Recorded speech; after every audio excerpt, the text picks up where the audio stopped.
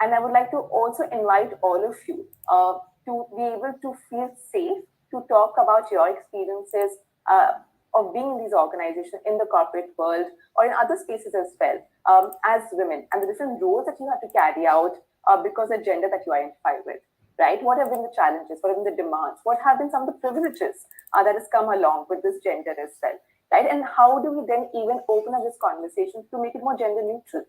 Right? Because some of the challenges are not because of gender that we identify with, but also just in terms of how systems are.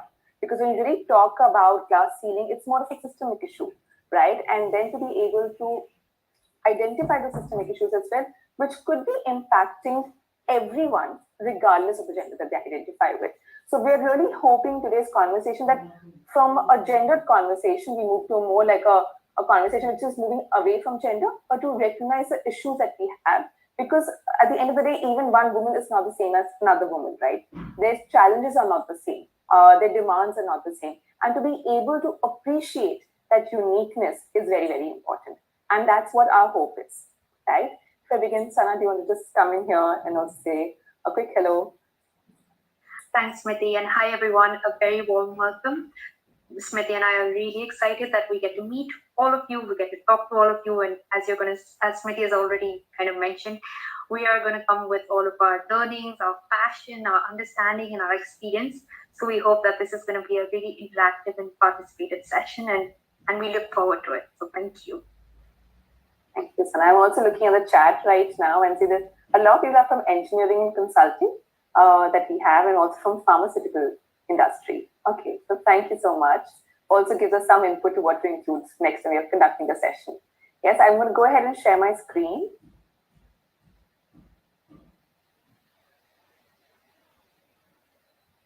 Share it.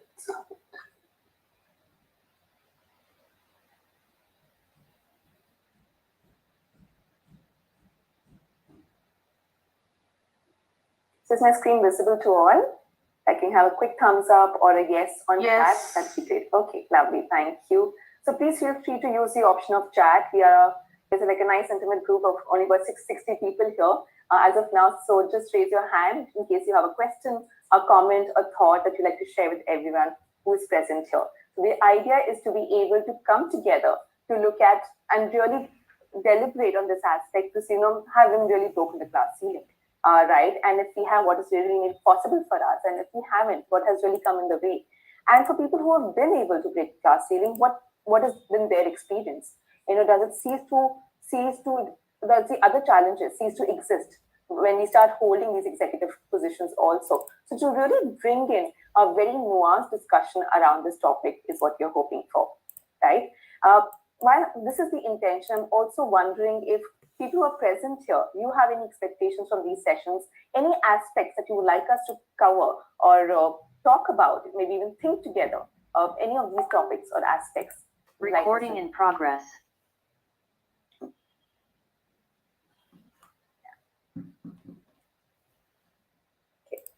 Any questions, expectations, hopes from today's conversation that you would like us to cover or talk about, or something you'd like to talk about with the entire cohort here?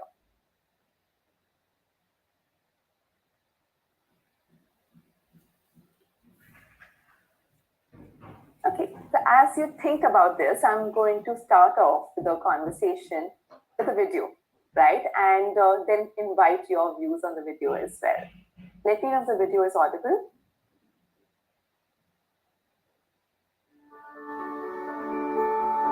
Yeah, it's audible. Thank you, Tanu. So what do you think it would be like to be the only woman in a workplace full of men?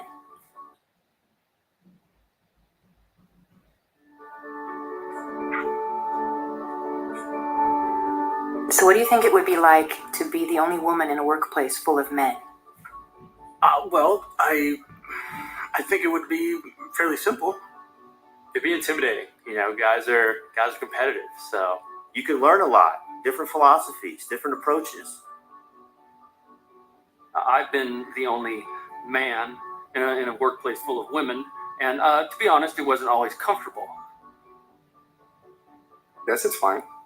As long as she gets her work done, I don't see any issue. So what do you think it would be like to be the only man in a workplace full of women? I've never actually thought about that. There's a lot more to it, I guess. I think it would be a very interesting dynamic.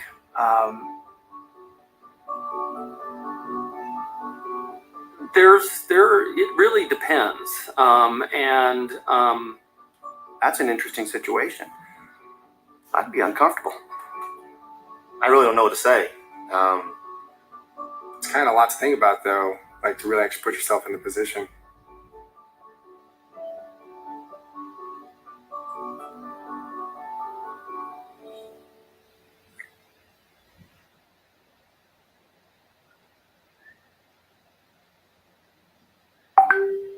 Right. So were you all able to follow the video?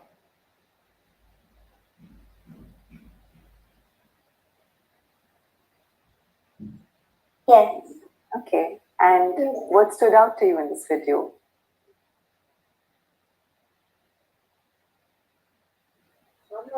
That both the situations cannot be controlled. I think the male sides cannot think that any guy will work with a full set of, female staff. And even the thought process, they were not able to buy it. Right, So right. that's the reason they were not able to process it well. Yeah. And even when it comes to the same thing, the girl might be, so in a way they're trying to be positive about it, but even when they're talking about it, they're not unsure about it. So whether a girl will be okay to work with a full, set of guys or not. Mm-hmm. Yeah. And also the fact that probably they're unable to digest that there are too many women in the organization, which could even dominate them to, probably women could be more successful than men. And that's the reason sometimes they are a little bit skeptical about appointing women also, at least on the moral side. So that's what I feel. Absolutely, Nancy. Yes. I also think it kind of, people don't think of it as an issue unless they are put in that spot. So when asked how a woman feel in a room full of men, they're like, I don't see why it should be a problem. But if you are in that position and you're in a room full of women, why is that suddenly a problem? Because now you've started to look at it from the eyes of, the other side. Until you're in that position, you don't really realize how difficult or uncomfortable or awkward it might be. Yeah. And you do need people to be shown the mirror for them to realize what they might be doing is awesome. Absolutely, yeah. So what I'm hearing from all of you to say is the fact that just to even visualize the possibility of being in a room full of women and being in an organization full of women itself, it's so difficult to even have that visualization, right? And to be able to process that and be okay with it. And to really know how that's going to feel like. I mean, it almost seemed like that they have never even given this a thought. It was never ever a possibility of being the only man in an organization full of women. That means, having women as colleagues, women in middle management, women who are leading the organization as well. And then that talks, that tells us about the fact if you're talking about breaking the glass ceiling, it at least has to start with a visualization, with a possibility. Because if you do not even have a possibility, how do we even work towards it? How do we even then bring in initiatives, processes, or change in those mindsets of how to be in the situation if we are not even thinking of that as a possibility? And that's the challenge that we're experiencing, right? And also look at the dichotomy there that happens, when say, imagine a female in an all-male in a room full of men or an organization full of men. It's going to be simple, maybe intimidating, but maybe a learning experience. Interesting dynamics. But what you're talking about here, when there is the roles are reversed, the tables are turned, we don't know what that's going to be like. To really put themselves out there and in those shoes to understand what the experience is. And that's where the conversation needs to start, right? And during the course of the session, we will be talking about how it's very important to have men as allies if we have to really break the glass ceiling and to sustain that as well, right? So when we are talking about this glass ceiling, all of you have joined in today's session looking at the topic, have even broken the glass ceiling. So what is this glass ceiling that we're talking about? What do you understand by glass ceiling?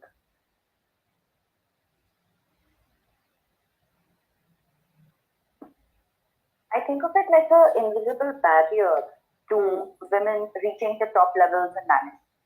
How then factors outside of our own control, which may be acting as, as an impediment for people to, for women to reach that level. Sometimes it might be the impression that men have, or the people in power have, saying that maybe women are not suited for this high pressure role or this responsibility role, or that sort of a thing. Yeah. And sometimes it's just that they don't look at women as potential leaders. For any of these reasons, which kind of put a cap on the progress that a woman can make within the corporate world, is how I would put lastly. Yeah. It's almost like deciding and determining what the limit is, right? It's almost like that. This is all that you can do, and nothing more than this. Because kind of a perception that they've already made a standard that this is what they can expect. If they hire so and so person, if she's single, then what? How long she can work in the company. If she gets married, when she's had a family. For the guys, it is not. But for us, it is already decided. Even, for example, my manager will not think, but other set of people around him will think and try to push that thought process on him. Yeah. So that kind of perception is where males are actually today's people. I think today's even males understand giving equality, but certain times the environment around is that they give too much support to the females, rather than giving equality. So that is where the glass ceiling should come into picture. That the quality picture should be very clear. So that because see, everyone, I think, male or female, they're okay to have that equality. But some want to benefit more, and some want to benefit less. Yeah. So I think perception is there. Right. And I think that's a very important word that you've used, right? Perception. So perception is my making of the situation. What am I perceiving, and what is the sense I am making? That if this person is a woman, whether she is going to be capable of carrying out this role or responsibility or not. If this person is a man, what is my understanding if they will be able to carry out that position or not, right? It's not the fact. It's just in terms of what I am perceiving or interpreting or inferring out of that information that has been presented to me. So it's more in terms of the biases and the stereotypes and prejudices that I hold, right? Which forms limitation for other people, and in this case for women, right? What are the other factors? We said it's an invisible barrier, and I'm wondering what are the components of this barrier? What is this barrier made of? I think a lot of demotivation also is a picture that people don't end up want to see. For example, there are many female colleagues of mine. They are really good, have their potential, but they don't want to step up because they are like, I will not then give time to my family life. So even that time, that kind of perception, not perception we call it, they have already thought about they cannot be motivated to a certain level. Okay, so that's the reason, because they have a family life something. So they end up not taking that one step or that, one push that they require for it. So sometimes the comfort level also is the problem, which many females or males automatically understand by the perception. Yeah. So what you're also then hearing is just not the limitation. I think one of the components could be societal norms, which are deeply rooted. Yes. Absolutely, Shweta. Right? You want to say more on that? No, I started making an essay. I think everyone should talk about it rather than me. Okay, sure, all right. But yeah, there is society norms. So I think coming back to what you were discussing earlier as well, right? So these are just not the limitation that others are putting on us, on women, but also the limitation that we are putting on our own selves also. That do I really have it in me to be able to carry out this project? Do I really have it in me to be able to manage my demands and my roles as a mother, as a partner, as a daughter-in-law, as a manager, as a colleague as well? And there's also a self-doubt that creeps in, our own self-limiting beliefs that also come in the way that we're talking about. Yes? Actually, the thing is, many times they're being controlled. It's not by family, then by the friends or by colleagues. So that's the reason any female or any male in that perspective, I'm giving both the options, they get control, they don't want to take the next step for them. Okay. Because they are thinking like, if I focus on my career, then my family will be out. or I will not be able to look after the partner. Yeah, So yeah. same thing, that control is where they cannot, try to release themselves. Mm-hmm. And that kind of a thing is one of those perspectives is where, all these males are used to hearing it. Might be they don't make an opinion for us, but because they've been hearing these kind of reasons in office or, some other reasons that we end up having again and again. So that's the reason it can be the, perception they have already created for us because we have given it and also they have made it by their own thought process. Absolutely. Right. And what we talk about, because now if you talk with all these perceptions, societal norms, these are not visible, right? It's invisible, but they still exist, which are putting these limitations on us. So this is like an invisible, but a real barrier that keeps women from rising to the top, going, in that career ladder and progressing in that career ladder as well. And this is just not one event.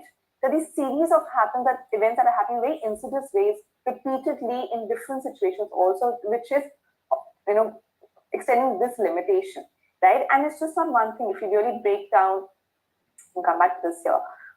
If you really break down these factors, is what makes these barriers also, this invisible barrier that we're talking about. Yeah. So these are some of the things that make the barrier. And again, this is not an exhaustive list that we have, but if you really look at, we did talk about gender bias right now. The societal stereotypes, the gender roles, the gender bias that comes in as well.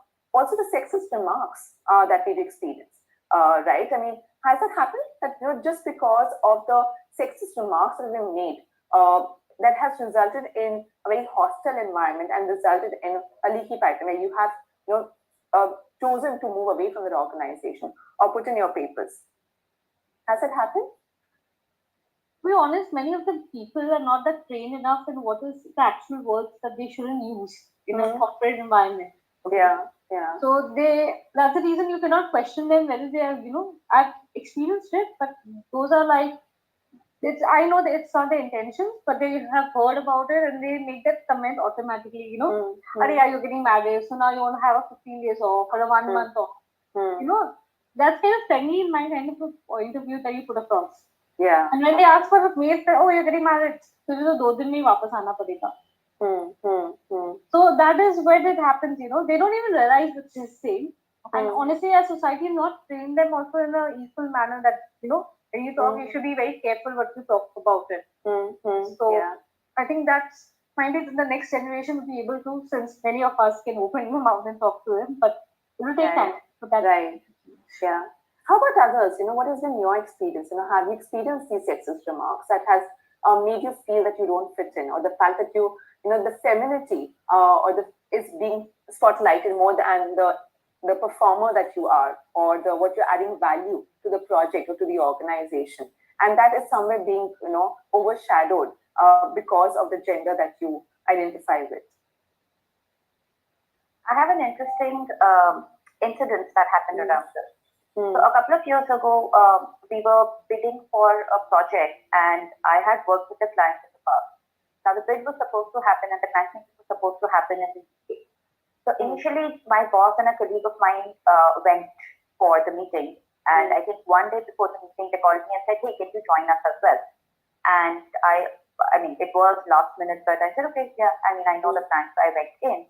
But after I entered the room where we were meeting the client, I realized that part of the reason I was called for the meeting was not just because of my relationship with the client, but because they had realized that the company, like my company's representation, was an all-male panel, whereas the client's panel was a 50% split between men and women. And at the very last minute, they had realized, or the very last evening, they had realized, oh, we're going to look, skewed.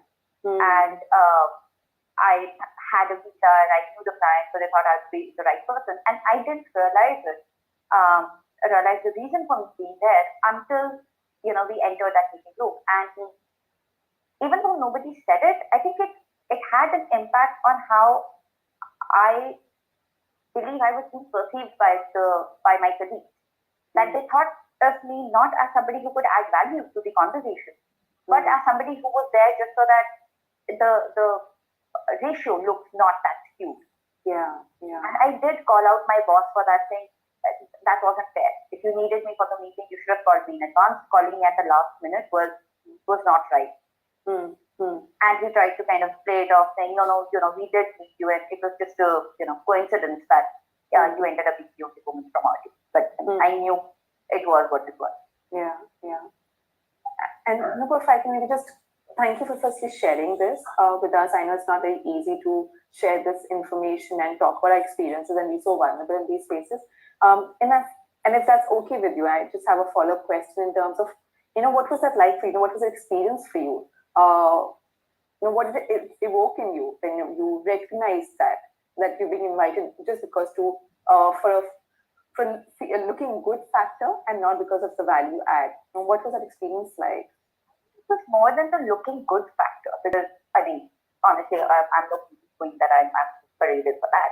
But it was in terms of the gender ratio or representation. Of the ratio. Yeah. So that was that. But I think that had a dual effect on me. One is soured my relationship with my boss, because I started to think that he's not recognizing all the hard work and the effort and the relationship I've been building, and looking at me just as a skirt in the room, right? But the flip side of it was I was so determined to prove to the people who were in the room with me that I am here for a value, that I went up my way to connect with people who I had maybe just had one conversation, in the years prior, but then we had like a longer conversation, connected with more people, made sure that I stayed connected with them later.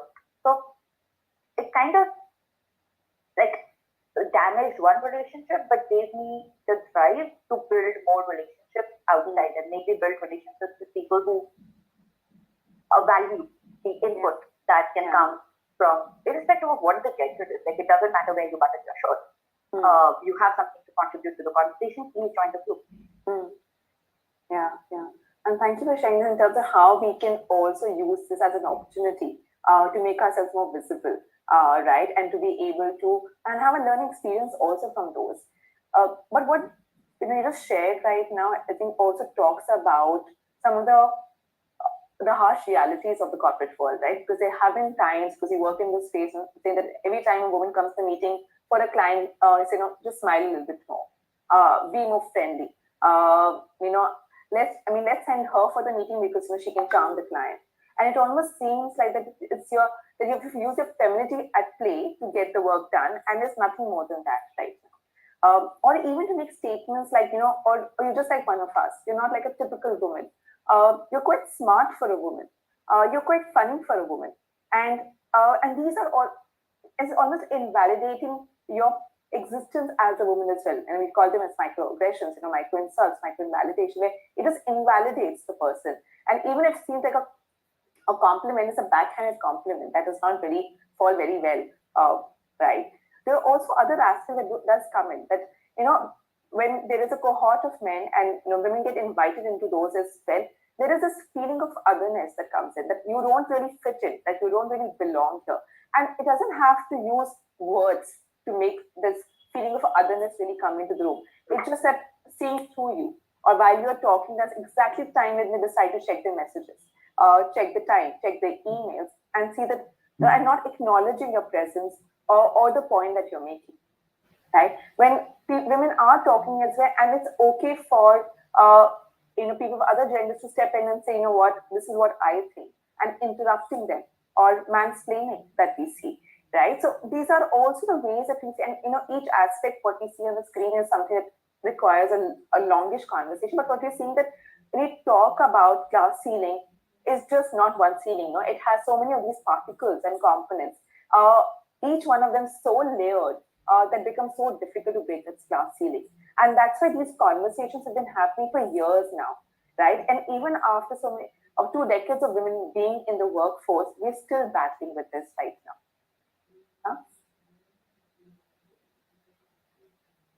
So what I'm going to do is, in terms of how this even further looks like, I'm going to show a short video, which again is to be seen by executives, people in middle management as well, regardless of the gender that's right there, because all of us as women also, we are products of socialization.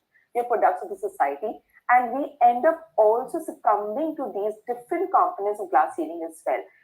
So how can we then be more mindful of those aspects is what I'm going to also bring in here. that it's so important? Yeah, so when we think about discrimination now, I think we can easily put discrimination into just two easy piles. One is the overt discrimination. I don't like you because you're a woman. I can't believe that we're going to hire another woman. Oh, it's a woman again. So it's this very overt, I know you don't like me because I'm a woman. To some extent, we're used to that. We know what to do with that. It's called sexism. It's a problem outside of me. It's really about you. When we deal with interpersonal discrimination, we deal with an entirely different entity. It's you maybe engaging in behaviors that aren't certain for me that it's discrimination. So maybe you don't smile at me as much. Maybe you turn your body position away from me. Maybe you try to cut me off. We call it things like incivilities or microtransgressions. And the reason that these are more problematic is they leave me wondering, is it you? Are you a jerk? Is there something you don't like about me? Is this me? Is this because I'm a woman? And to the extent that people are engaged in that metacognitive activity, our research shows that it decreases their performance. So it's actually problematic. It's more problematic. I also tell people from the victim, from the women's side, if you are experiencing what you think may be subtle discrimination, what I say is, let's just make it into overt. Let's pretend, let's label it overt discrimination and move on. And here's why. Because when we take it outside of ourselves and say we think it's this, we may be wrong, but at least it stops our engine from expending energy toward it, and we can move on and do good. So I think the intention of having this video was the impact of this discrimination that happens on us. This is called a self-fulfilling prophecy. Now, if, say, for example, there's a team of, say, about 5 people, 4 men and 1 woman. And now the woman reaches out to the manager and asks for a time for a meeting. And the manager says, I'm busy right now, can we connect later? And the woman over a period of time starts noticing that how the manager is not giving her time for a meeting, for any catch-up, right? And then what happens over a period of time, the woman stops reaching out to the manager, thinking that whenever the manager is free, he will reach out. Now, in such a case, what happens now, the manager's perception is the fact, in the appraisal, what do you think the feedback will go to the female? So the woman is reaching out constantly, gets no response for whatever reasons. The manager is busy, and then she stops following up, and the manager, thinking the manager will reach out to me whenever he is free. Over a period of time, what do you think will be the feedback that goes back to the female? Not proactive. Should be more proactive, yes. Lacks drive. Not approachable. Not approachable. Now, what has happened here? It's because of their own behavior. It has brought about changes in the other person's behavior as well. Right? Now, similarly, if the man says, okay, we're going for let's go out and meet over drinks and let's go out for a smoking break, and the men folks just join him, and they end up talking a lot about some project. There's some, and while you're in a conversation where some ideas are coming in, right? The appraiser goes back, that this person is very proactive, has great ideas. I think this person is ready for a leadership role or to manage this project as well. Why? The person was able to understand that this person has great ideas and has it in him to deliver on this project as well, because an opportunity to be heard was given, either in formal setups or informal setups. Right? And this is how it happens in very covert insidious ways. The discrimination is not so over, hey, you're a woman, I'm not going to meet you. But you're a woman right now, but I can't ask you out for a drink in the evening. We can't really go out for a smoking break. Also because the women may have other responsibilities as well. Not that men don't. But how it really interplays everything, the gender bias, societal norms, the different the gender roles that we have as well, microaggressions. If you really see all those different components of glass ceiling, they do come together in ways that becomes completely invisible, yet very much present.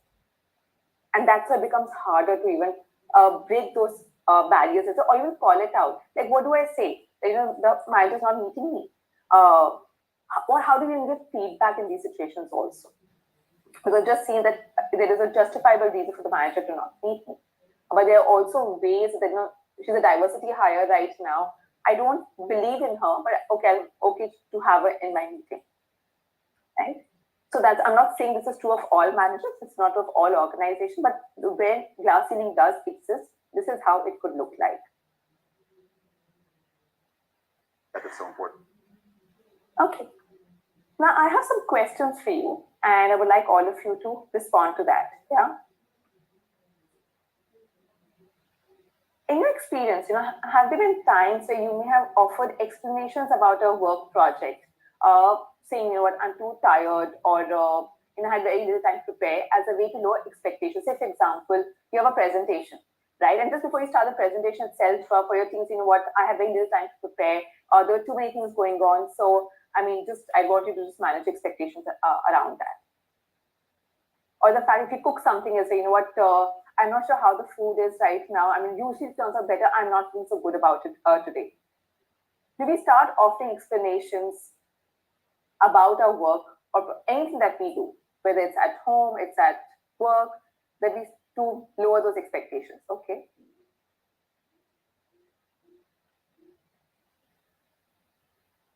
How about others? We've got some 2 responses. No. Okay, all right, that's good to know. Let's get another community here. Okay, yes, all right, thank you. Okay. Thank you for sharing this. Okay, the next question. Have you engaged in any type of self-sabotage, like taking actions so that actually lower your chance of success? Say, for example, procrastinating. That is going to lower your chance of success. So any kind of a behavior, reaching late so that you don't have to set the context, you don't have to be the first one to talk, so reaching late for a meeting, or leaving early because you don't want to then stay back and have any kind of a conversation, just procrastinating to the last minute. Okay. Any kind of self-sabotaging behaviors that actually lower your chance of success. Okay. See one no. How about others? No for us. Okay.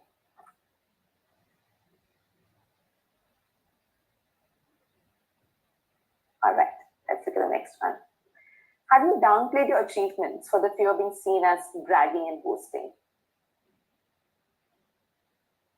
Okay.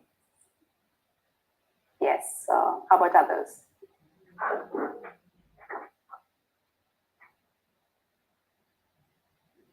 Yes. Okay. Okay. Okay. A lot of yes for this one.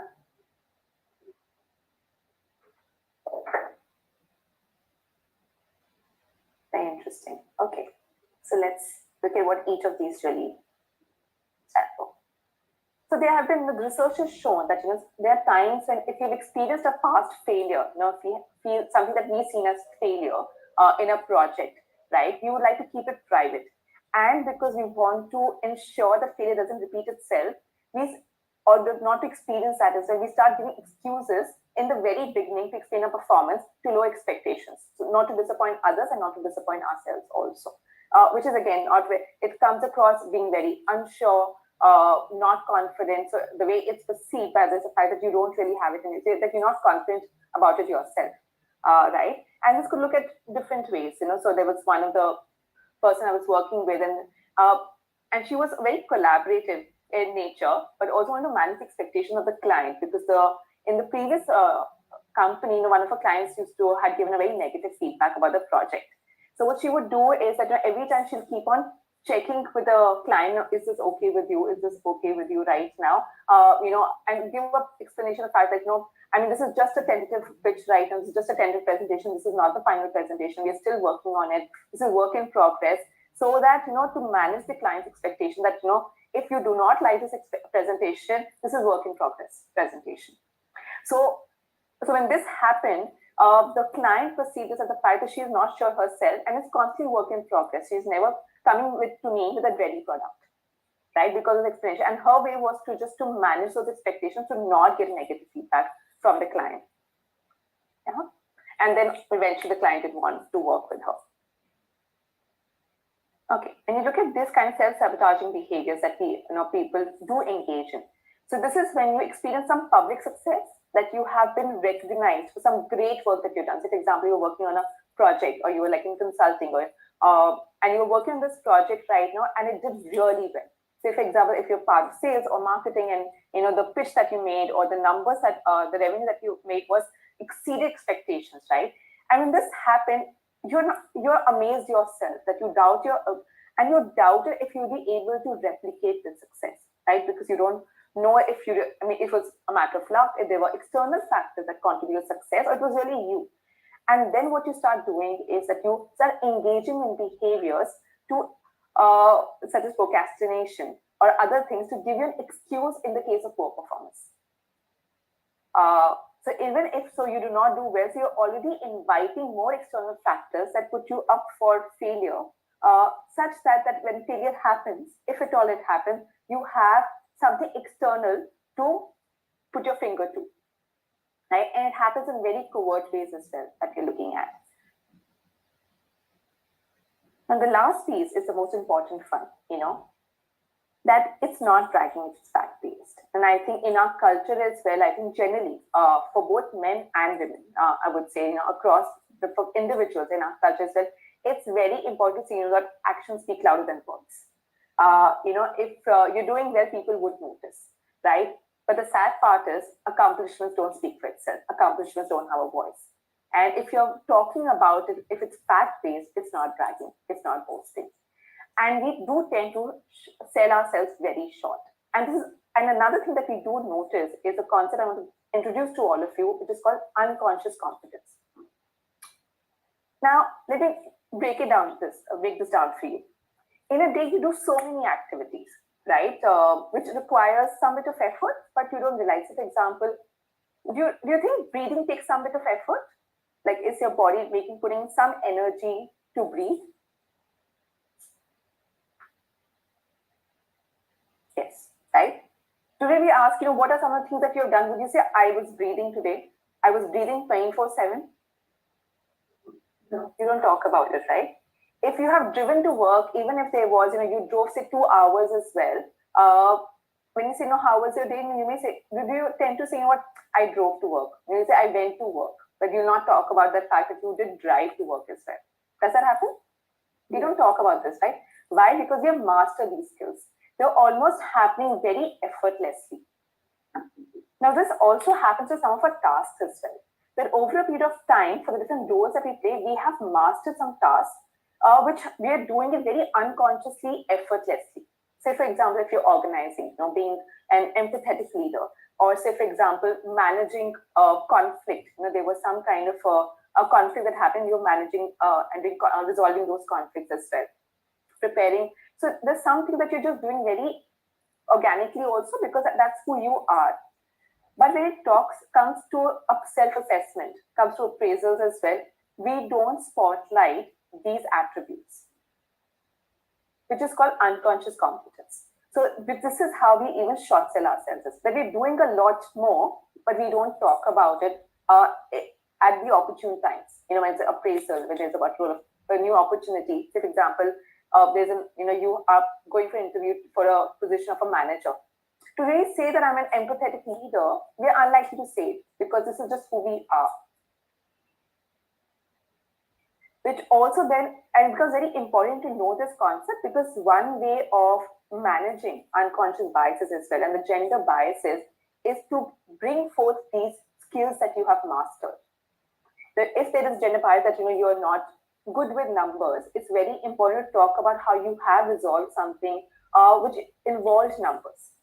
Even if something is a skill that you have and you didn't feel it was something which is very challenging for you, but maybe would have been challenging for others, it becomes very important to bring that to everyone's knowledge, especially the important stakeholders. Does that make sense? Yeah. Yeah.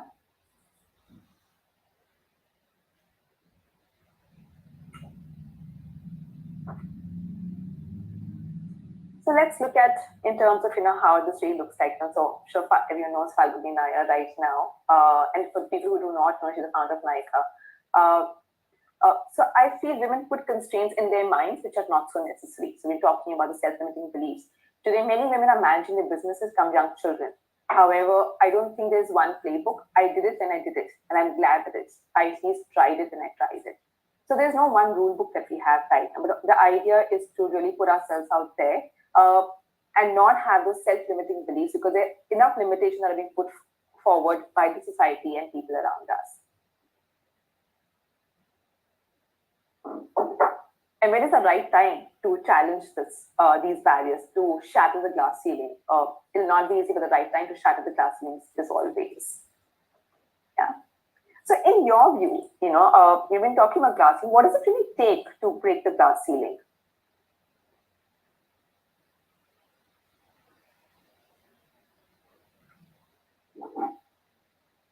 Speak up. Yes.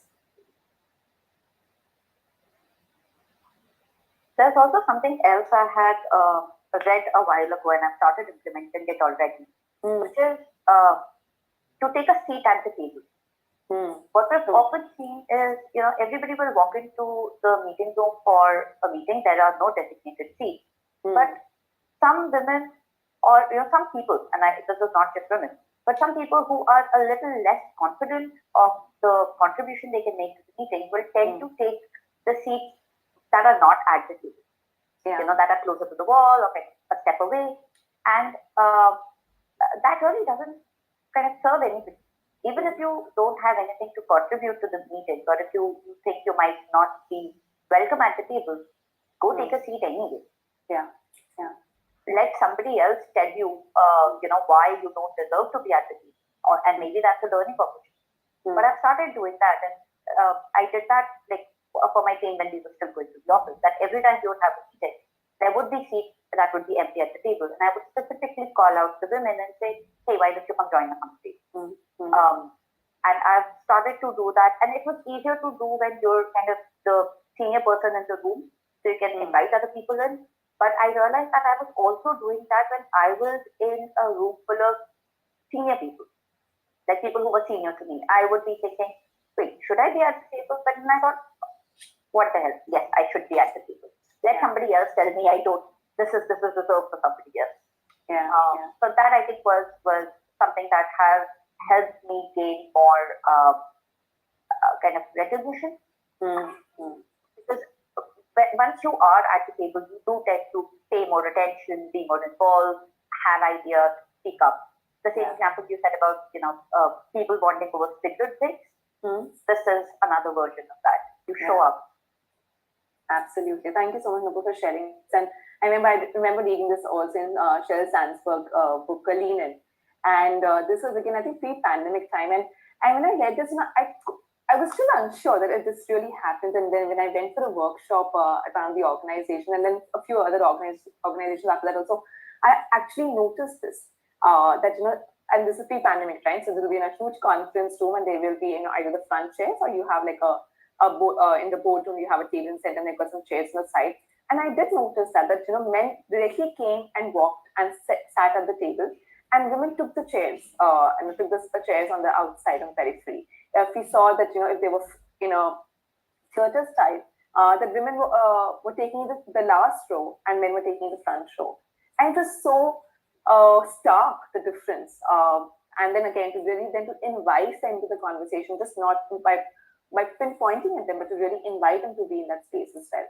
And one thing that also really helps, because when you are showing up, the idea is that visibility does make a difference.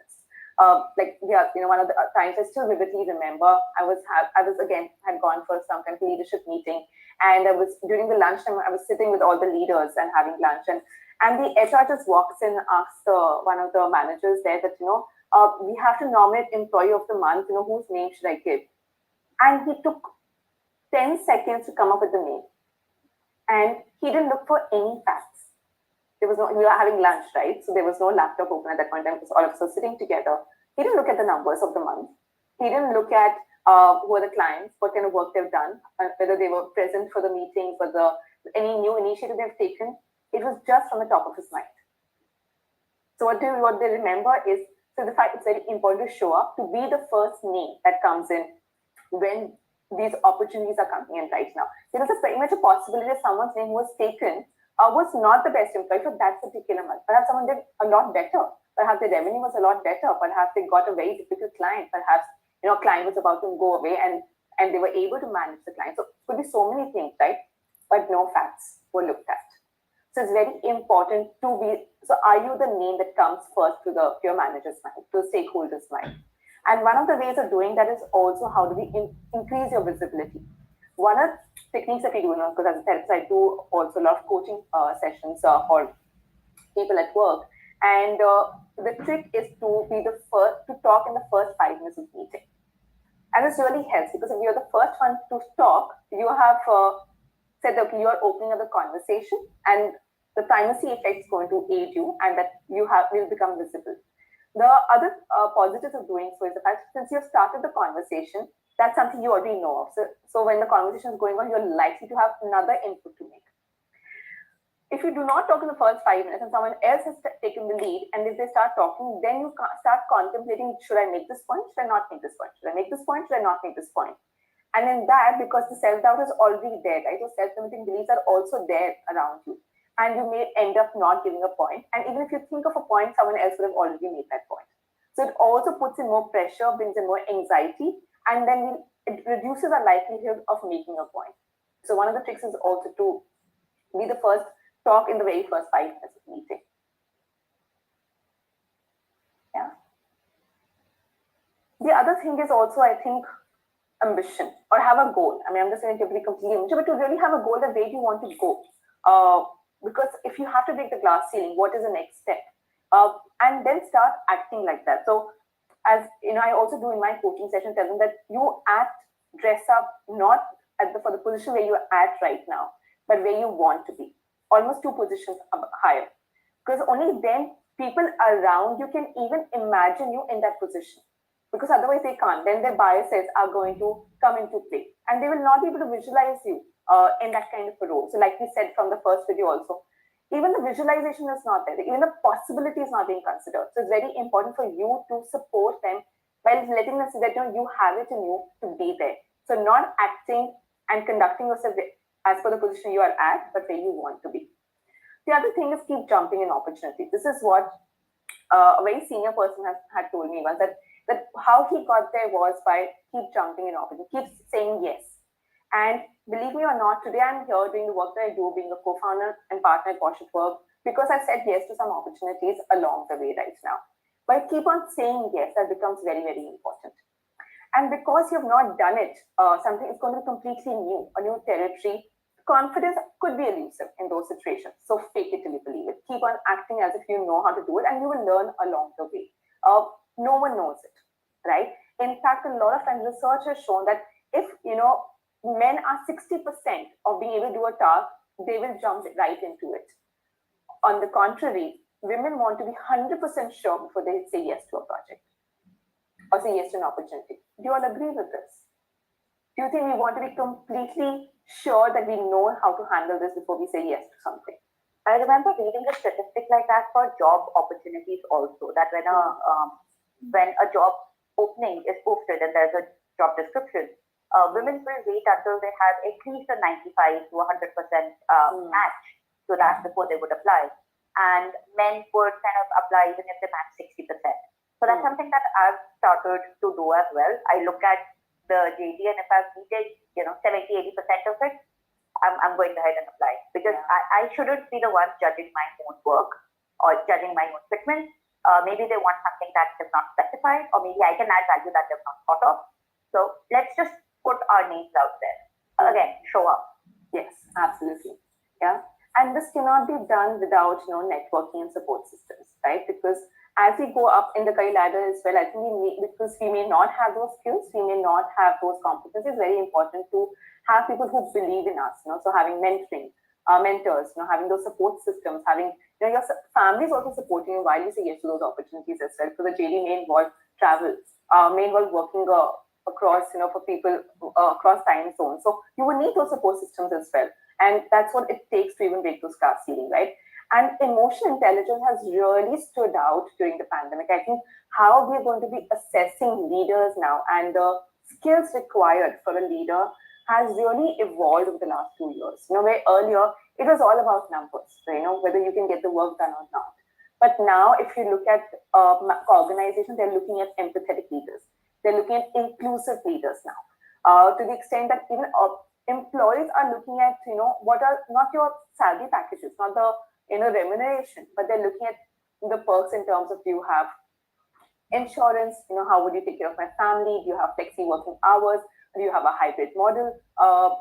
What are your mental health initiatives? How are you taking care of the well-being of your employees? This is what employees are looking for now. And similarly, then for the leaders as well, to be able to demonstrate those skills becomes very important. Like what really stood out over the last 2 years, that people who stayed with the organizations were for those teams where they felt taken care of, where there was more understanding, that there was flexibility, that someone in their family has contracted COVID or tested positive, or they had to go for vaccination. What kind of policies they had around it? What kind of support was given to them around it as well? And these are things that we're looking at right now. If you really look at emotional intelligence, I think a true test of this would be also in terms of how the museum PM handled it. Right, and emotion intelligence was at its core right now. Within 103 days, everything was done, and COVID was taken care of. Right, so those are the things. And then powerful communication. Are you able to get yourself heard through cogent communication, powerful communication as well? A lot of times, they've also spoken of they had to downplay the femininity, because if you see historically, the leadership roles has been associated with men. Right, that means all the attributes and attitudes that comes along associated with men is something that has been valued. So people had to downplay their femininity to get to that leadership role as well. Yeah, and let's see some of the quotes that we have. This is around networking, which Ali and I spoke about. That behind every successful woman, there's a network of people who helped her get there. So I really believe that investing in these friendships and networks are necessary, because they help you balance what you do at home and what you do at work. This is again very interesting. She for a very brief period of time, Kim Campbell was the Prime Minister of Canada in '93, and she said, "I don't have a traditionally female way of speaking. I'm quite assertive. If I didn't speak the way I do, I wouldn't have been seen as a leader. But my way of speaking may have grated on people who were not used to hearing it from a woman. It was the right way for a leader to speak, but it wasn't the right way for a woman to speak. It goes against the type." Right? Later, we'll also see in terms of how Indra Nui talks about how she had to change her wardrobe completely to be seen seriously as a leader. Right? And we'll talk about that also at a later point in time. I'm going to invite my colleague Sana at this point in time to also talk about women who have broken the glass ceiling. I'm also going to be mindful because we're having a good engaging conversation. So would it be okay for all of us to go until 6:30? I know we had the sessions planned till 6 o'clock. So would it be okay for us to go until 6:30? It's going to be a little difficult because we have something planned at 6 o'clock. So okay. No worries. Since it's recording, we might even come back to you. Sure. All right. Okay. Sana, I'll just go ahead and stop my screen. Thank you, Smriti. I'll just share my screen.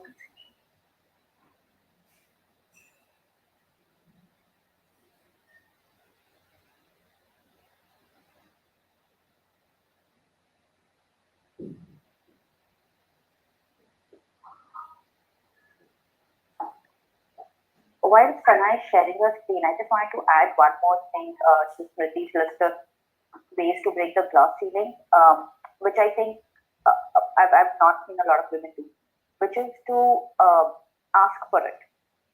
So, like if there's a promotion that you think you deserve, or you may be shooting higher, maybe you get a promotion every 3 years, but at the end of 2 years you think, you know what, I want to try for it because other people in the office are trying for it.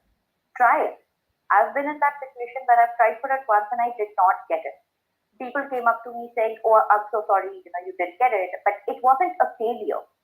It wasn't a failure because I was trying to reach for something faster than I was ready for, and it was just okay, fine, I'll get it next year.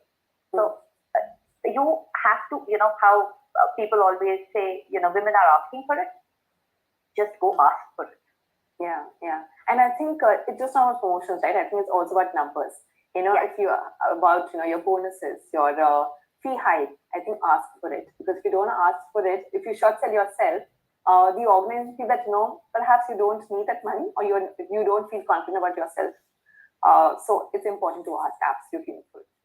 When it's an opportunity, it's about a project, it's about your fee hike, anything. It's important to ask. Thank you. Thanks, Nupur. Thank you for sharing a lot of these inputs and very pertinent inputs from our everyday life and things that we can all learn. So as we are discussing about, about glass ceiling and women breaking the glass ceiling in the Indian context, I just wanted to display some of the women who have broken this so-called glass ceiling, right? Whether it's Falguni Nair, who is the founder of Nykaa and one of the top 10 richest women in India, or richest persons in India, right? Whether it's Masoom Meenawala, who's now a global influencer, being invited by various fashion industries from all across the world, right? Indra Nooyi, who is a former CEO of PepsiCo, right? Padmini Prakash, one of the first trans women who's now a news anchor and comes daily in a news channel in Coimbatore called Lotus TV. Leena Nair, who's now the CEO of Chanel. Kirtika Reddy, who's a former MD of Facebook India, the first employee of Facebook India, actually. Or Chitra Gurnani, who was the co-founder and is the co-founder of Trilophilia Tours, one of the primary organizations there for tours and travel experience.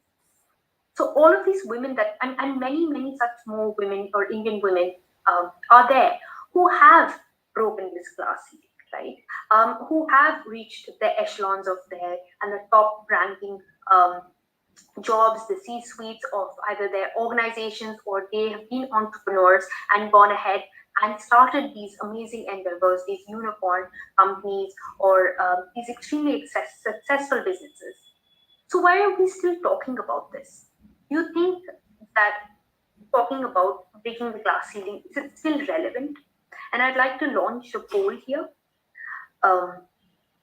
Just asking you this question, see whether you really still think that this is something that is worth even talking about. If we could launch this poll, I just wait on my team support. Yeah. So if you could see on your screen, with so many successful Indian women in corporate India, is this a discussion even worth having or still relevant?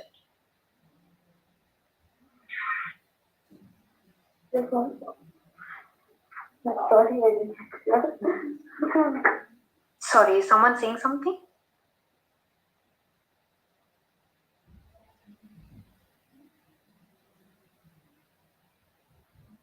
We're getting quite a few responses, so I'll just give it a couple more seconds for everyone else to.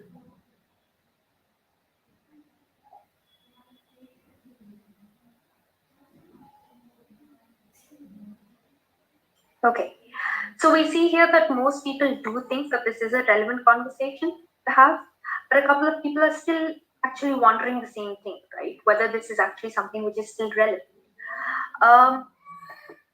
And what I want to kind of talk to you about here is this video, right? I'll just share this video, and then after that, we're going to have this discussion.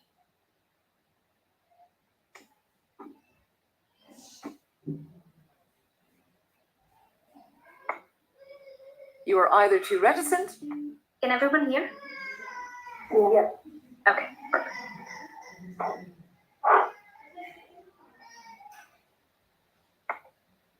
You are either too reticent or you are too bossy. Worldwide, women hold 1 in 4 senior leadership roles. But if we look at who's running the company, just 12% of CEOs are women.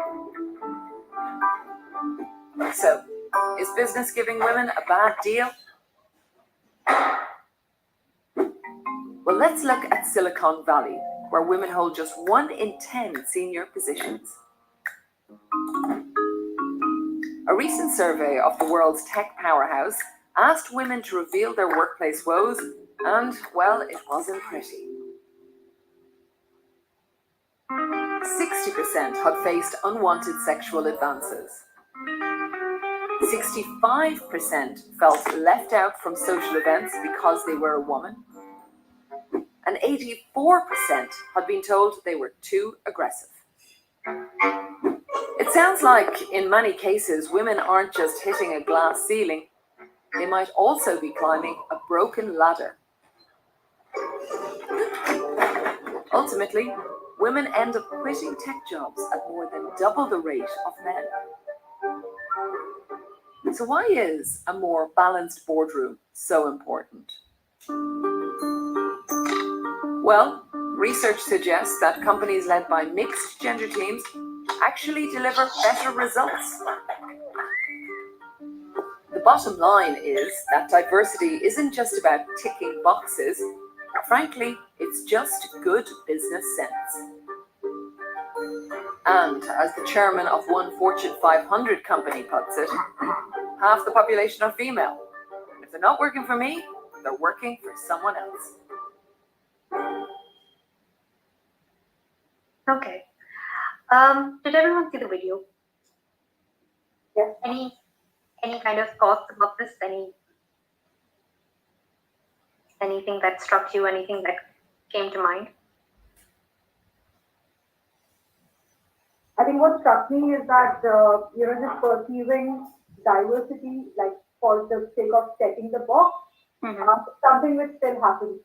And instead of just seeing it as female representation adding value to the business, it's seen as just taking the box of diversity just because it's there in leaders' PR. So that is something which still bothers. Absolutely. And thank you so much for sharing that, right? This is a common question, right? We see a couple of women who are doing really well in their field and amazingly well, right? And all of a sudden people think that, why are we still talking about women's equality, right? The women already who are doing great. But look at the numbers here. Look at the representation. There are only maybe 12% of females who are sitting in these high jobs. There's also a similar study that was conducted here just very recently, a study conducted by this organization called Mercer. And what they held, it was conducted in India. And what they held is that in the IT industry, for instance, an example, 43% of the people who enter, right, at the entry level position are women. Okay. When it comes to management level, it's 12 to 17%. So out of those 43% women, only 12 to 17% of them come to management level. And to the executive level, they're only still 4 to 8%. So we may constitute 50% of the population in the world, right? But when it comes to these higher level executive positions, we're still not getting a seat at that table. Okay? And it's not that the situation is completely grim, right? There are industries where women are coming more and more into the workspace and workforce and are at least progressing to middle management level. But yet, breaking that ultimate ceiling, that C-suite, that executive positions, it's still something which very few women are getting access to. Until now, it's still talked about as a diversity hire, right? Only one woman sitting amongst all of the other executives or all of the other board members. Only maybe 1 or 2 people. So it is these industries, the IT industry, engineering and science, HR, where there still is a fair good representation of women, but a lot of these so-called more masculine seeming or male dominated roles, such as compliance and audit, marketing, sales, and legal, we're really lacking in female representation in leadership positions. So also, now that we have been talking a lot about, women who have been able to break these glass ceilings. Okay, there are women who have reached the top of their career. They have become founders, CEOs, doing extremely well. What about the story after that? Right? what about these women? The fact that they were able to break these ceilings, do they still face challenges by virtue of being women in these leadership positions? And just want to reflect on some of these women's stories, right? Vinita Singh, now if you've heard of Sugar Cosmetics, right? She is the co-founder and CEO of that organization. And one thing that she said is that when she was starting out her business, right? It was very common that female and male investors would ask her a question as inundane as, what happens to my money once you get married or choose to have a family, right? She's here pitching her business idea, talking about how she's so passionate about cosmetics and wants to start a own label, which is affordable cosmetic fashion and make it accessible to women all over, targeting a market in India, right? And here they're still worried about and thinking about, okay, what about once you're going to get a family or you're going to get pregnant, you're obviously not going to go ahead and pursue your career. Okay? So these are some of the challenges that people actually face and women have to deal with, right? Despite wanting to pursue when pursuing their careers and wanting to reach the top. So there is another a small video that we have about Indra Nooyi, who is, as you know, that we talked about, the former CEO of PepsiCo. I'm just going to play this. Run, but what was the brutal side of it? See, I think when you're a female, a colored woman, immigrant, serving as a CEO of a large company and undertaking a transformation, every day there was a critic. I'd say the critics to supporters mix was like 80% critics and 20% supporters. Wow. And so all the time you were in the public eye trying to answer the critics, sort of allay their fears. So it was a grind all the time. And you had to do it with great aplomb because if you were down, they read too much into it. So was there a moment where you learned that, like, you were down and then you learned that? In PepsiCo, there's a flagpole where you just get off from the car because you can't park right next to the building. And then you have to walk up a long driveway to get to the building. And all the other buildings are around you. And Steve Heinemann, who was the CEO before me, said, I have a piece of advice for you. On your worst day, when you get off of the flagpole, walk up the driveway as if you're the most confident person, smile, look up. Because everybody in the buildings is looking at you to say how you feel and what you're transmitting as, a message. So two things. The first couple of years I did that. After the third year, I told the driver, take me right up to the building. I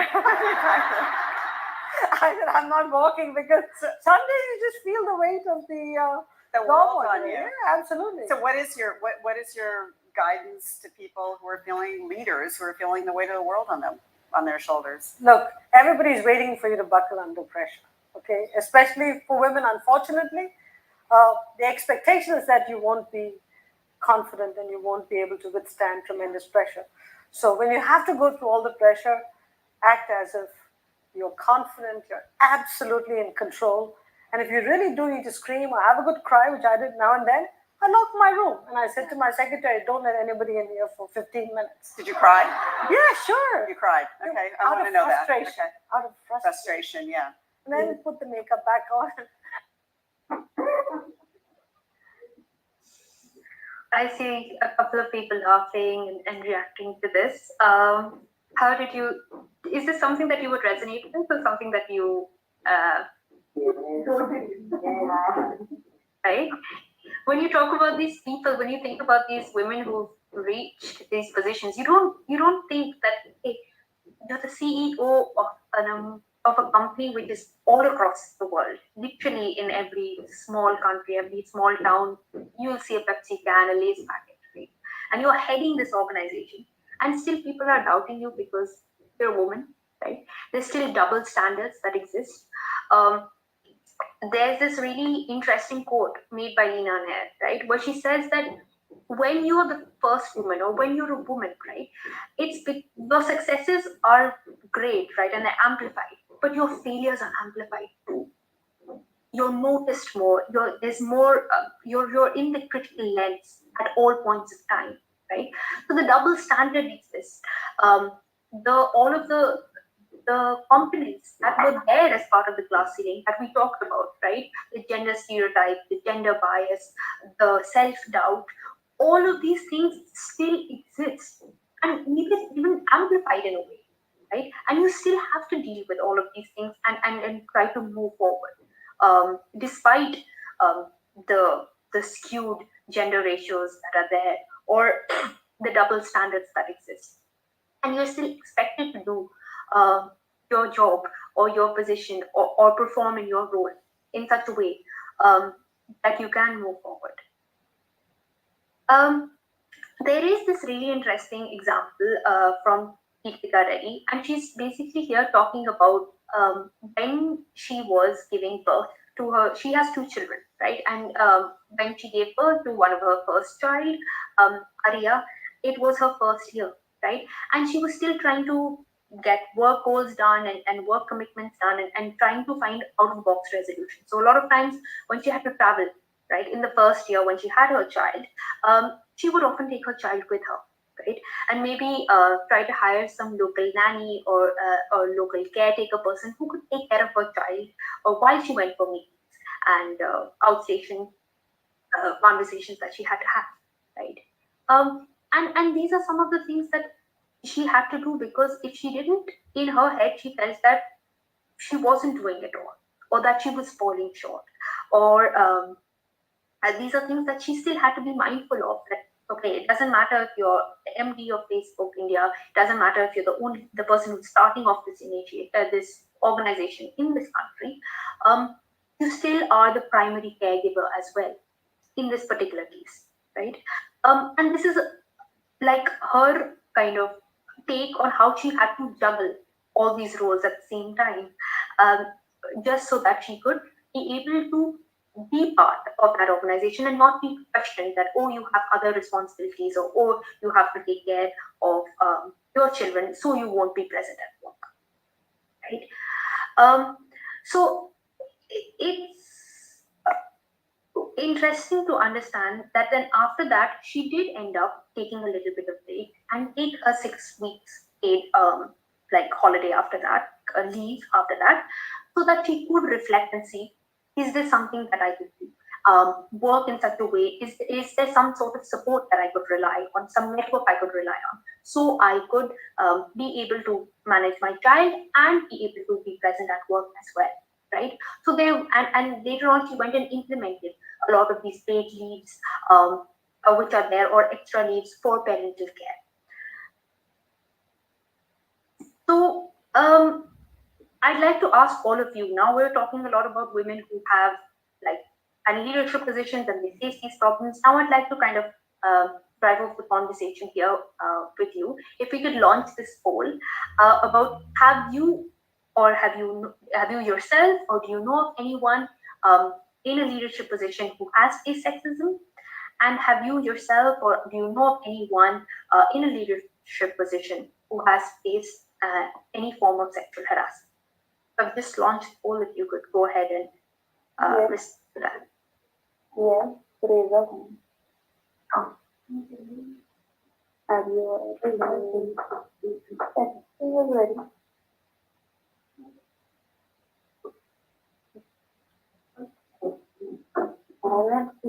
I don't know about yours. Yeah, but the podcast. Yes, but the majority people. No.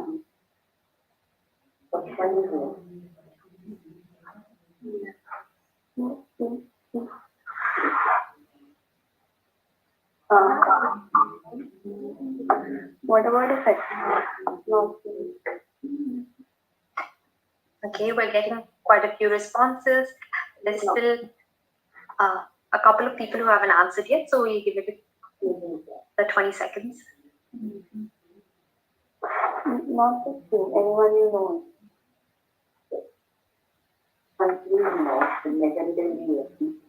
No, not really.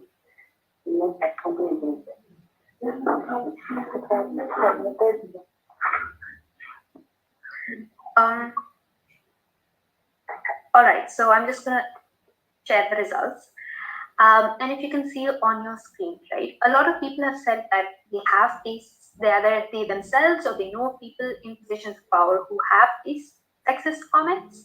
But a few people have said that once women reach leadership positions, they probably either haven't faced sexual harassment or they don't know of any women in leadership positions who have.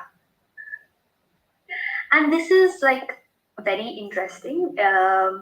If I'd like to now share this study, right, which I came across about whether women in leadership positions do face sexual harassment, right?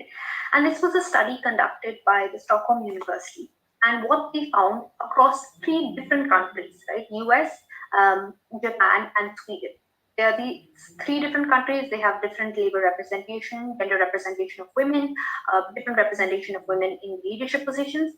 And what they found is that when compared to employees, women supervisors, people who are in middle management all the way up to executive levels, right?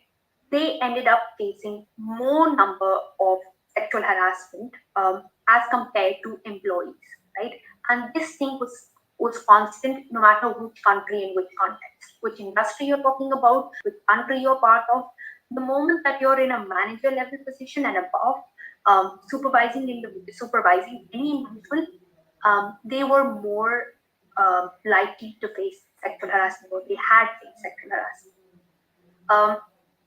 And this is an interesting study because one assumes that, you know, when it comes to sexual harassment, it's always the people in positions of power, the men who are able to then victimize women who don't have access to power, right?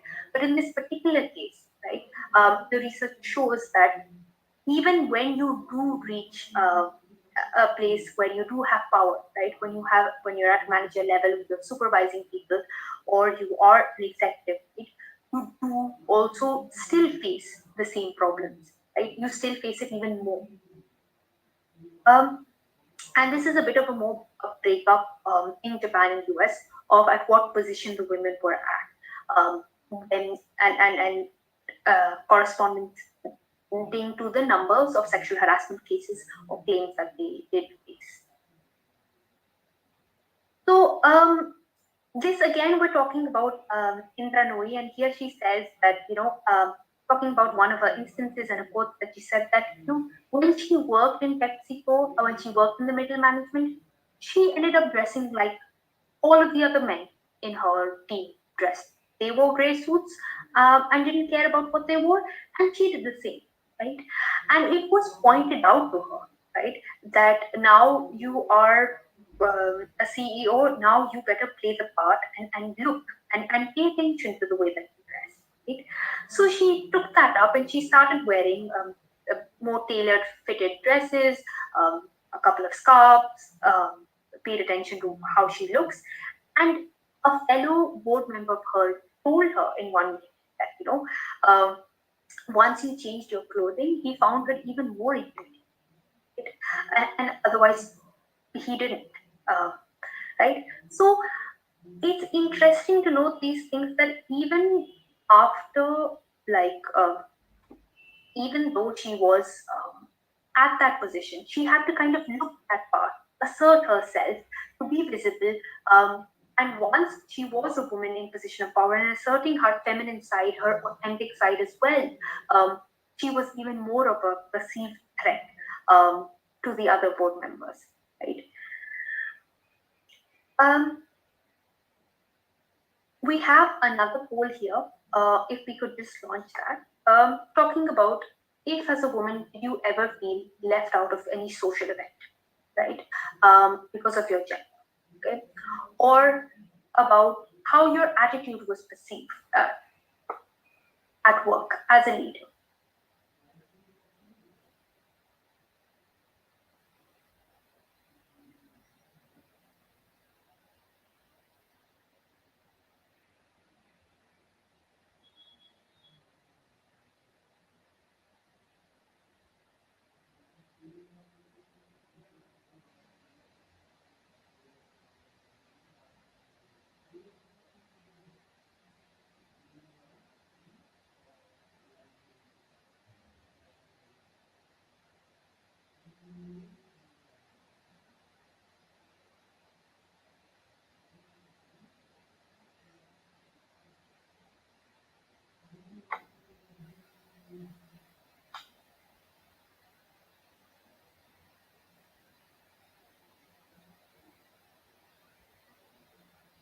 Okay.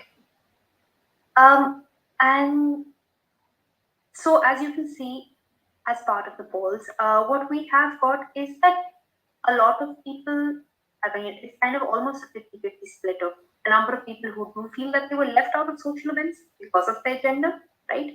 And some people who don't.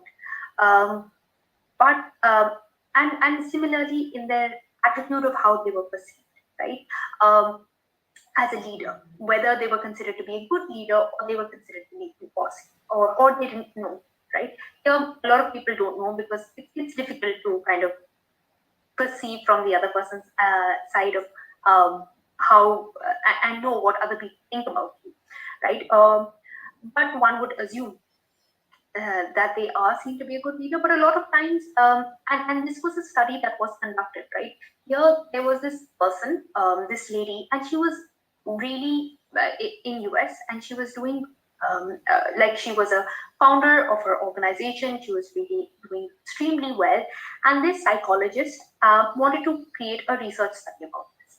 Okay, so her name was Julia, and he just changed her name from Julia to John, right? And put these two and put everything else about her personality, everything, all the facts that happened. She was able to get so much investment. Her organization was doing so well, and she was, and the way that she used to pitch to different clients and different investors. All of that information remained the same. And the only factor that she changed, that this psychologist changed, was the name of the individual. In one context, her name was Julia. In the other context, he changed her name and put her name as John. Right? And they asked a group of students, right, of how would they be willing to work under this boss, right? Would they want to work in Julia's organization or would they want to work in John's organization? And what they found out in this study essentially was that the same facts, the same people, the same everything, all of the students, most of the students perceived wanted to work with John because they thought that he was a great leader, he was doing really well, he was very ambitious and had really risen up with his company.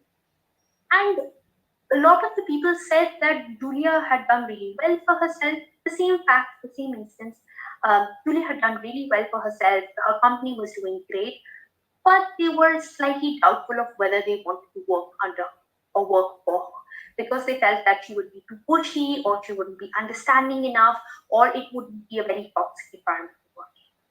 So just by merely changing the gender of someone's gender, you are perceived differently as well, right? The same attitude, the same thing that you see.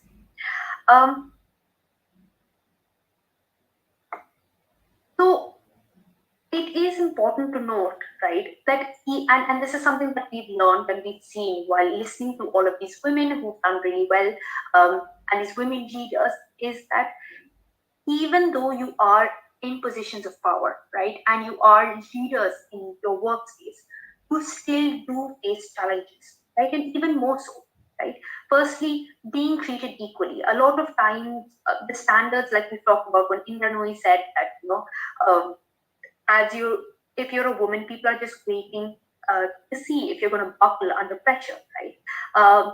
There's so many times she's seen male CEOs be angry and aggressive and throw files here and about when their point of view is not being listened to or heard, right? But she said that when I had to do it or when I was upset, I wasn't allowed to kind of be that aggressive or throw files about here and there. I always had to be poised, right? Because I knew that if I portrayed these behaviors, it would extremely negatively affect me, right? And people wouldn't be able to take that. So there is this existing double standard that is there at every point of time, right? Advocating on their own behalf, and this is something that a couple of you had mentioned, right? That it's, as women, a lot of times they find it difficult to talk about themselves. That I'm actually really good at this, or I did this job really well. It's considered to be if a man does it, he's or a person of any other. If a male gender person does this, it's considered to be talking about himself and promoting and considered to be confident and you're doing good, right? If a female ends up doing it, it's considered to be, oh, it's very unfeminine, or maybe you shouldn't talk about it like that, right? Here comes in that concept that Smithy was talking about of unconscious competence, right? You need to be able to recognize your good qualities, the things that you do really well, and talk about them and advocate for them, right? There's nothing wrong with that. Trusting your own voice.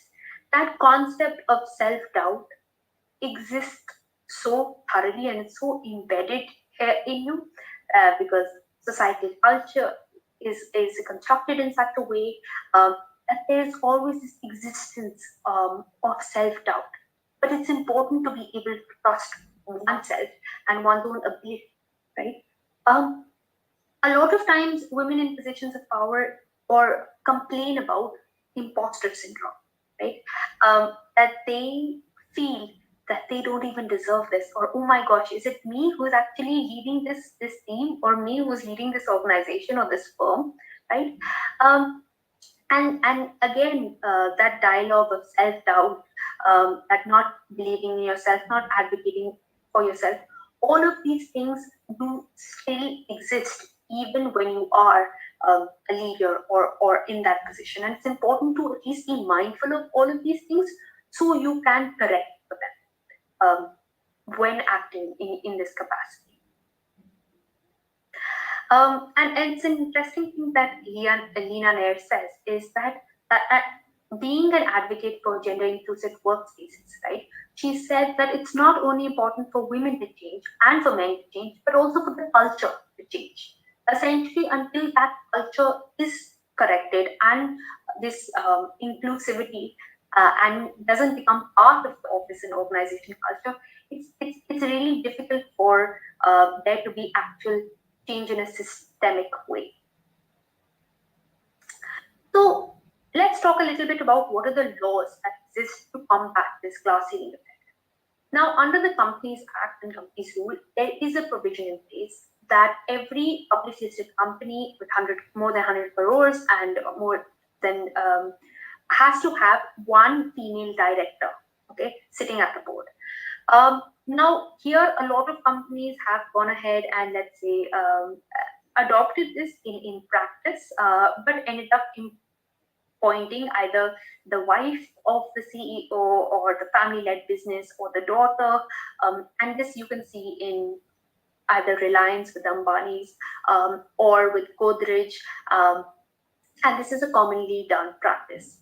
Now, of course, this is up for debate of whether it is a good thing that even the female members of a family-led business are now getting a seat at the table, or whether this is just a way for them not to be able to kind of speak their individuality and express what they think, or whether they have to protect their family own interest or whether the business interest. So that's always a question here, but at least they are getting a seat at the table, right?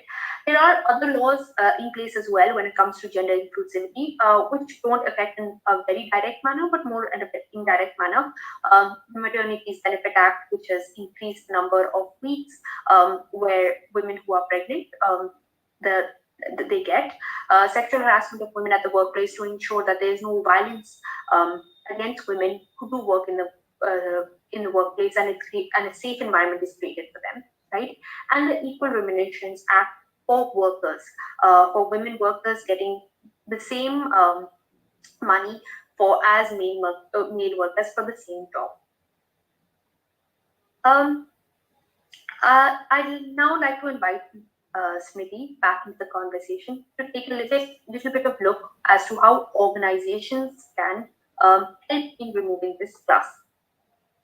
Thank you, Sana. So like we were discussing that, when we talk about breaking the glass ceiling, it's not just one person's issue, that it's a systemic issue that we have been talking about, right? And even some of the aspects that we spoke of, whether it's about gender bias, about gender roles, about unconscious competence, selling yourself short, these are the things which is not only affecting group of members of one gender, but cutting across. So it's very important how organizations can then review their processes, their policies right now, their systems, to bring in a more inclusive approach right now, where it becomes more meritocratic, and not biased. Right? And that's what the aim is here. Sana, move to the next slide, please. Right. So what can organizations do in this field? Just towards the end of the session right now is just a couple of slides more. Firstly, to have more inclusive policies, right, for everyone. If you see right now, also we have, say, we're talking Maternity Benefits Act. We have parental leave. And I want to pose a question here to all of you. You know, we say that, you know, for women, family is very important. You know, they're very, if you look at any kind of words that are used to describe women, it's very communal in nature, right? They're very caring, they're very empathetic, or they're very compassionate, nurturing. You know, these are the words that are usually used to describe women. And if I have to ask you, you know, people, the men that you know in your life, you know, whether it's your colleagues at work or men in your family, would you say that family is not important for them? Or would you say it's as important as it is for women in the family or women at the workplace? If you can use the option of chat, or you could unmute yourself.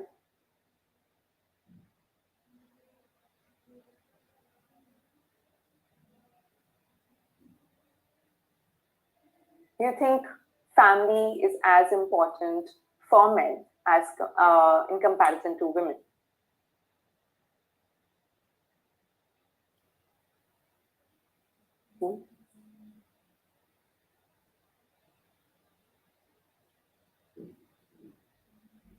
Any thoughts?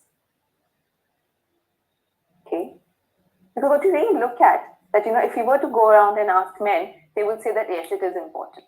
You know, the fact that I want to be there for my child's parent-teachers meeting, that I want to be there for the concerts, that if my child is not well, I want to be at home as well. So it's as important for them, right? So just to assume the fact that this is a more of a nurturing role only for women, that is also creating a sense of exclusion for men and for other genders as well, or in people in same-sex relationships where they may have a child together, and that could also bring a sense of exclusion for them if the policies are not very inclusive. Right. So also I'm going to tie this in with the second last point of individual differences versus gender differences. That there could be even some women who are nurturing, but there are also other women who say, you know what, I lack the maternal instinct. I don't think I have it in me to raise a child right now. I don't feel it that way.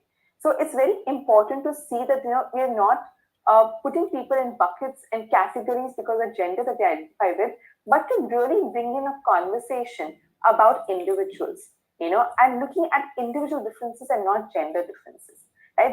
And one way of breaking the glass ceiling would be to having initiatives that spotlight on the commonalities between men and women. And I'm taking a binary position right now because that's it, because they're the majority, but it's also very important to understand, to talk about the minorities also and the voice that we marginalized also of LGBTQ folks. So that's also going to be very, very important as we do that. Yeah. And then to also to listen and observe. Like, I know I was talking to one person, he's part of the top management, and he was joking in the fact that my HR told me that, you know, I have to go on paternity leave whether I like it or not. Because they said that as an HR, they said that if we have the provision of paternity leave, and if the leadership is not walking the talk, then the employees will not. So it's very important for the male employees to take the paternity leave, to know that this is okay, to set that example as well, right? And also as leaders then, whether it's men or women, to be very observant, to look at who is leading discussion meetings. Do we have the same people talking every single time? Are they the ones who also perhaps overshadowing other people's voices, not giving them an opportunity? And then if with that observation, how do you invite other voices as well into that space, into that meeting? Because there is merit in doing so, right? Because the more diverse perspective that we bring in, the more we brainstorm, the better the product is going to be. At the end of the day, what we need is to innovate, right? One thing that we've really noticed through the pandemic is that what has helped in sustaining through this pandemic is to innovate, right? If we had stuck to our old ways of thinking and old ways of operating, people won't have survived this. And there have been organizations which have been able to either use this as an opportunity to grow and to evolve. And there have also been some organizations, by after having this sticking to their policies, they're finding themselves redundant in the in those industries. Another way would be to review recruitment appraisal process, just like the example that Sana was taking about. They changed the name to John, and how people's preference of working with that person is as well changed, right? So using a blind shortlist, where you remove the name of the person, you remove the name of you remove the gender as well of the person. To a large extent, a lot of organizations have also started going ahead and removing the age of the person as well, because there is age-based discrimination that's also taking place. A lot more, even while people are working remotely. Use of gender-neutral language becomes very important. So the standard practice, but more of they and them, to also bring in inclusion for the LGBTQ folks as well. Now, building psychologically safe organization, because there is so much of self-doubt, and people are not really sure how it's going to be perceived, because what we spoke of when we started the session was about perception, right? So people tend to stay quiet. They don't talk about it. If you talk about the experience of casual sexism, sexual harassment, a lot of you did talk about how people who have experienced this. And we do see the reporting also gets impacted by those as well, especially in the middle management, but not later on, right? So silence is just as damaging as injustice. Also, there are organizations that promote cancel culture. They're less likely to talk. But if you are making conscious interventions to break away from the cancel culture, where each person's identity, each person's voice is given that expression, where people can bring their authentic self to the organization without the fear of being judged or ridiculed, we are building more inclusive organizations, also allowing people to have their voices heard, bring in their ideas, bring in new perspectives, and making it more meritocratic and working towards breaking the glass ceiling. Equity versus equality, right? And I want to just present, a lot of organizations say that, we provide equal opportunities. And again, I was having a conversation with one of the managers, and they said that, I am very inclusive and I give equal opportunities to everyone in my team. I have a team which has a representation for men and women. And every time there's an opportunity, I put it out to them. And if they put their hand up, I'm going to consider it. It's not me who is making the decision, but they are. And then he went ahead and quoted one example. He said that, there was an opportunity for an on-site placement. They had to travel to another country for the project. And I kept it open to the teams, who would be interested in traveling. And I found, and so I will bring an equal opportunity employer out here. And but he said that, to my amazement, again, only men raised their hands and women didn't. So now it's not on me for women not taking that opportunity, right? It's on them. I have given them the opportunity, but if they don't have the zeal and the eagerness to do, then I can't really help them. And then we go into a conversation saying that, when women have to travel for a few days, can they really make the decision on their own?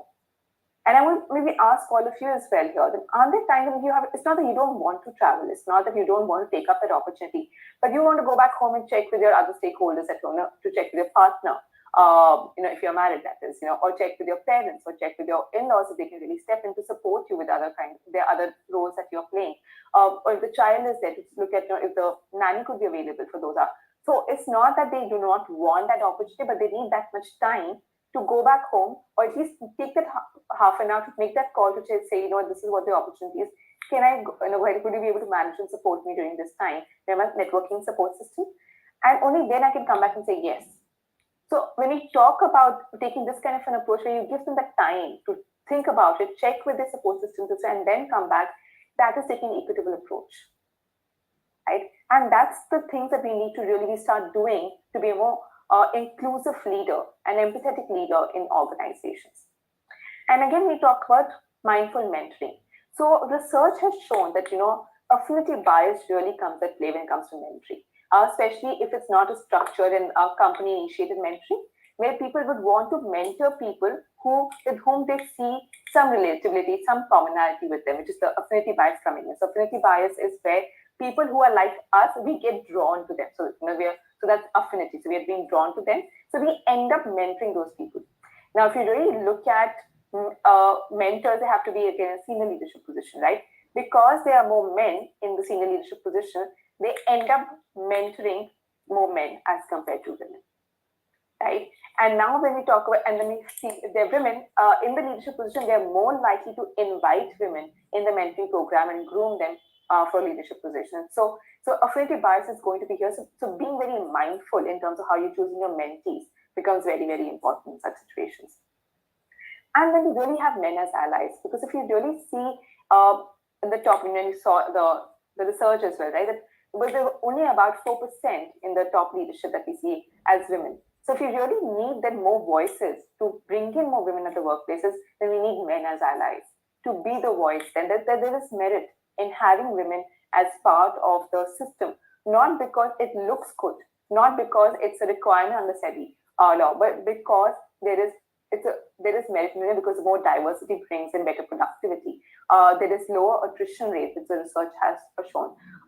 So there is growth, there is insignificant GDP growth that we see when we have more diversity, more diverse talent in the organizations as well.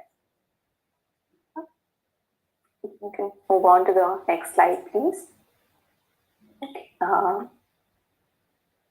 think since we're short on time, we can just move on. And this is also just maybe I can just talk to them about what the video says, because I know we're already 6:30. So this video really talks about how when there was request for letters for recommendation to professors in the institutes, what they noticed was that the letters of recommendation for men were much longer as compared to letters for recommendation for women, right? And when you look at the choice of words that are being used were also something that is going to be valued in organizations. Like, so say for example, men is going to be, they're very assertive, they're good leaders, they're decision makers, and for women they're more nurturing, they're more caring. So again, more communal in nature. Also, the language was more certain for men as compared to for women. So for men, they use the language, they're good leaders. For women, they say they have the potential to be good leaders, right? And even though this is talking from the institute perspective, a similar thing has also been noticed when we look at the feedback given during appraisals, where men have come back and reported that they get feedback on their performance, and there are conversations around their career growth progression. And women have come back and reported that they get more feedback on their behaviors, that you come across too aggressive, or you need to perhaps start speaking up more. So there is more in terms of the feedback that's coming in is on their behaviors and on their traits and characteristics, rather than specific feedback on their work. And very less likely to have conversation about career progression, but more in terms of what are the demands about their family, where do they see themselves in their personal life, to really gauge if they're looking to get married, they're looking to start a family, to constantly gauge that where they're going to be at right now, which they are able to pick up on, but also brings a sense of this othering that happens in those conversations. So this is what the video captures. I think when we talk about DNI initiators, I think is a very popular statement by Verna Myers. It says that diversity is asking someone to come to a dance party. Inclusion is to asking them for a dance. So if you're just inviting people in your organizations, but not really making them feel included, that they belong, then that's not taking an inclusive approach, right? Then you're just it's a tick box exercise that you're doing. And one of the ways of how you can do it is by the basic hygiene thing of having washrooms. And this is what Leah and I's experience has been. That often when I went to the factory, there was never a loo for ladies, because nobody had imagined a woman would come to their factory. And my first job would always be to ensure that they built a toilet that I could use, and they've ended up calling them Lena's loos.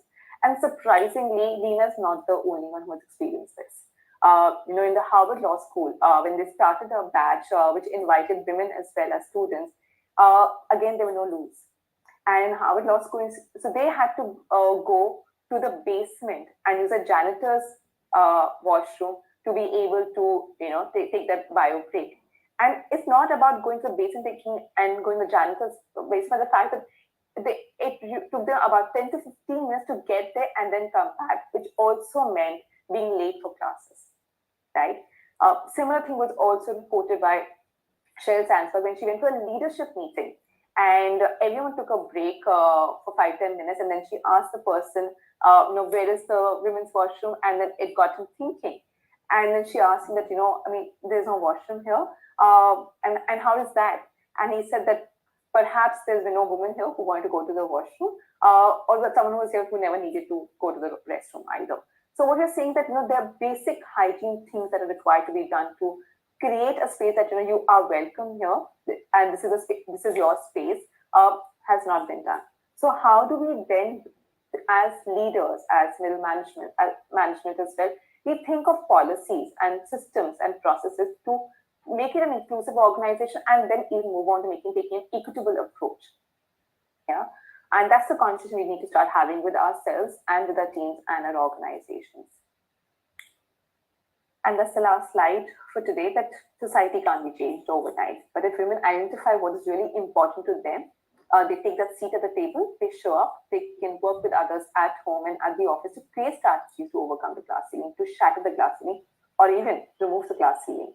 So if they have their eyes set on certain career goals, they can make smart choices and seek help from their families and employers, right? So it is going to be a systemic change that we need to bring in, and everyone needs to take responsibility and accountability for us to, and there is merit in it, not just because we have to give women a seat at the table, but because there is a good business case to do so as well. Yeah. And that brings us towards the end of the session. Thank you for just being here and being a wonderful audience for us and engaging with us through the session. If there are any questions, we're happy to take those.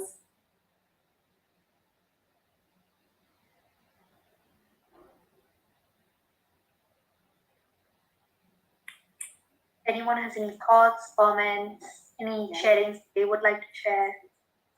We'd be happy to listen in.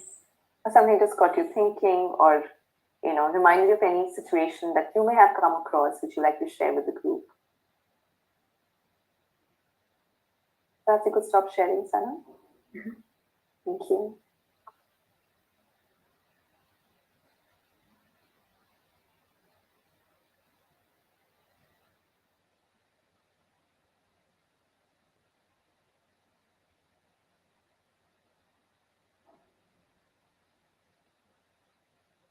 All right, so it seems there are no questions. So thank you all for being here, and wish you all a lovely evening and happy Women's Day again.